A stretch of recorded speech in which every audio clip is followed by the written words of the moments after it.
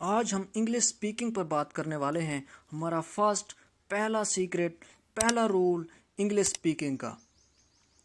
یہ کورس آپ کو مختلف انداز میں انگلش سیکھنے میں ہیلپ کرے گا.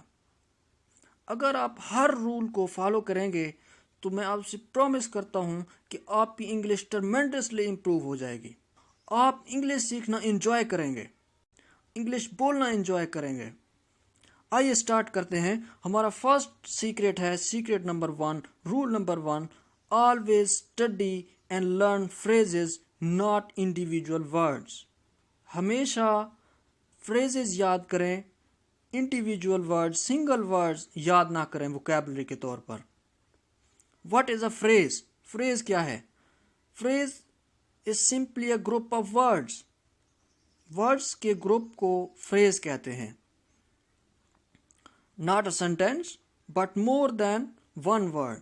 ایک ورڈ سے زیادہ. سینٹینس نہیں ہوتا، یہ سینس تو دیتا ہے لیکن کمپلیٹ سینس نہیں دیتا. فریز، سینٹینس جو ہوتا ہے وہ کمپلیٹ سینس دیتا ہے. تو آپ ایک ورڈ سیکھتے ہیں تو اس کو آپ فریز کے ساتھ سیکھیں یا سینٹینس کے ساتھ سیکھیں. صرف ایک ورڈ، سنگل ورڈ یاد نہ کریں. یہ رول بہت ہی سمپل ہے مگر بہت پاورفل ہے. یہ انگلش سپیکنگ سیکھنے میں اہم کردار ادا کرتا ہے. گرامر ٹیکسٹ بک پڑھنے سے یہ کئی گنا بہتر ہے. آپ اپنی ٹریڈیشنل انگلش کلاسز اور بکس میں ووکیبلری سیکھتے ہیں. ایک بہت بڑی لسٹ ووکیبلری کی آپ یاد کرتے ہیں. بک کے اینڈ پر ووکیبلری بنی ہوتی ہے اور وہاں پر ورڈز میننگ لکھے ہوتے ہیں جو کہ آپ کو یاد کرنے پڑتے ہیں، رٹا لگانا پڑتا ہے. یہ بہت تکلیف دہ اور بورنگ میتھڈ ہے. خوشخبری یہ ہے کہ آپ کو مزید یہ پینفل طریقے سے لیسن کو یاد نہیں کرنا پڑے گا. آپ کو صرف نیچرل انگلش فریزز کے اوپر فوکس کرنے کی ضرورت ہے. اس طرح کرنے سے آپ کو فری میں گرامر ملتی ہے. Yasir loves cricket. Yasir cricket سے محبت کرتا ہے. Love means to like. Love کا مطلب ہے پسند کرنا. آپ صرف امیجن کریں کہ لو جو ورڈ ہے آپ کے لیے یہ ایک نیا ورڈ ہے.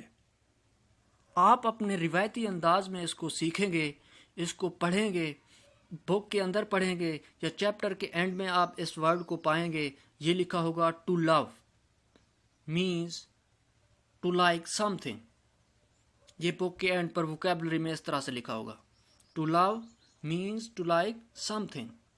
تو آپ کو یہ یاد کرنا پڑے گا کہ اس ورڈ کو، ٹو لو کو، کس طرح مختلف طریقے سے استعمال کیا جا سکتا ہے. کہاں پر اس کے ساتھ ایس لگائیں، کہاں پر اس کے ساتھ ایس نہ لگائیں، کہاں پر اس کے ساتھ آئی این جی لگائیں. یہ ساری چیزیں آپ کو سیکھنی پڑتی ہیں، میمورائز کرنا. ایسا کرنا بالکل ہی ایک بورنگ میتھڈ ہے کیونکہ یہ میتھڈ کام نہیں کرتا.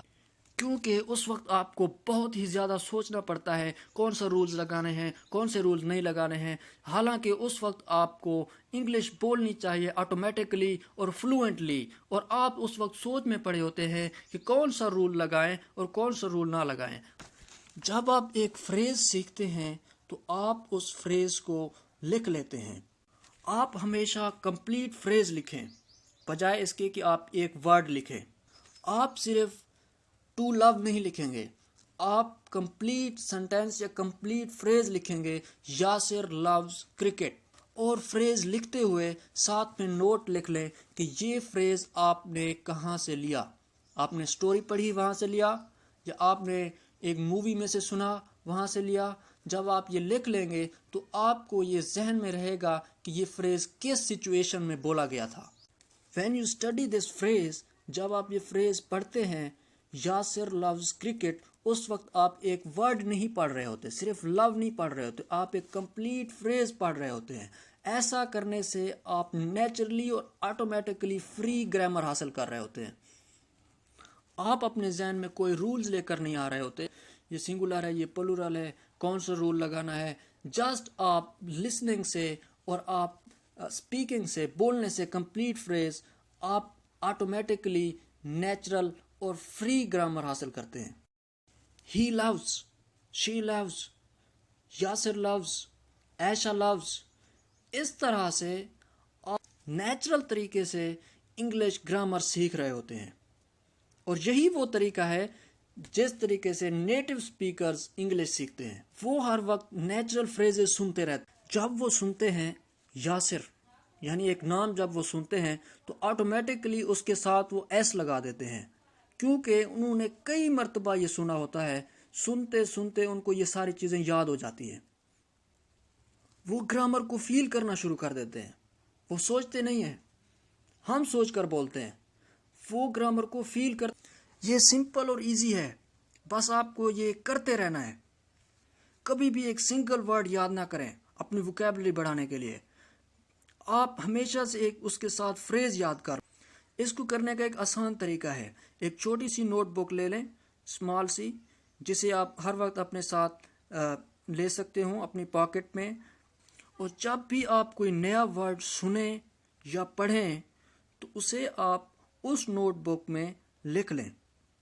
لیکن آپ نے صرف وہ ورڈ نہیں لکھنا بلکہ آپ نے کمپلیٹ فریز لکھنا ہے. ساتھ میں وہ سچویشن بھی لکھ دینی ہے جس سچویشن میں وہ فریز بولا گیا، جس سچویشن میں وہاں پر لکھا گیا. ساتھ میں جب آپ سچویشن بھی لکھ دیں گے تو آپ کو وہ یاد کرنے میں آسانی رہے گی. جیسے لو آپ کے لیے ایک نیا ورڈ تھا، آپ صرف وہ ورڈ لو نہیں لکھیں گے، آپ کمپلیٹ سنٹینس یا فریز لکھیں گے. جیسے یاسر لوز کرکٹ. آپ اس طرح سے ایڈ کرتے رہیں اور جب آپ اس کا ریویو کریں، ریوائز کریں تو آپ کمپلیٹ فریز پڑھیں، کمپلیٹ فریز یاد کریں بجائے اس کے کہ آپ ایک سنگل ورڈ یاد کریں. ایسا کرنے سے آپ ووکیبلری کو نیچرل طریقے سے کیسے یوز کرتے ہیں وہ آپ سیکھ جائیں گے. آپ کو یہ سوچنے کی ضرورت نہیں پڑے گی کہ کب آن استعمال کریں، کب ایٹ استعمال کریں، کب ان استعمال کریں. آپ صرف فریزز یاد کر لیں اور ان کی ایکسیسو ریپیٹیشن سے آپ کے ذہن میں یہ بیٹھ جائے گا. آپ کے اندر ایک نیچرل فیلنگ آ جائے گی کہ انگلش میں ان کو کس طرح سے یوز کرتے ہیں، گرامر میں ان کو کس طرح سے یوز کرتے ہیں.